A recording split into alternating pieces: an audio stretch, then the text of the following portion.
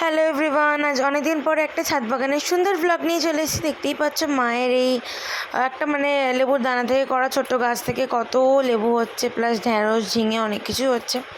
সময়ের অভাবে আমি আর একদমই ব্লগিং দিতে পারি না, কারণ কলেজে এতটা চাপ যে আমি অন্য কিছু তো না করতে পারছি না, সময় দিতে পারছি এইসবের পিছনে। তো তাও চেষ্টা করলাম তোমার সাথে একটুখানি এটা শেয়ার করার। বৃষ্টি ফৃষ্টি হওয়ার কারণে ছাদ বাগানের অবস্থা খুবই খারাপ, তাও দেখো অনেক কিছুই হচ্ছে, যেমন লঙ্কা, লেবু, ঝিঙে, ঢ্যাঁড়স অনেক কিছু হচ্ছে, কুলও হয়েছিল। সো আজকে একটা ছোট্ট শর্টসের মাধ্যমে ভাবলাম তোমার সাথে শেয়ার করি। তোমাদের কেমন লাগলো এই ছোট্ট ভিডিওটা অবশ্যই জানাতে ভুলো না।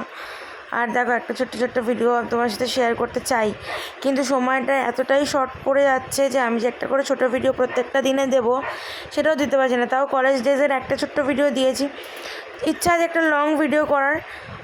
দুটো লেবু গাছেই কিন্তু অনেক লেবু হয়েছে, মোটামুটি আমাদের খুব ভালো লাগে এই লেবু গাছে, আর লেবু হলে দেখতে খুব সুন্দর লাগে।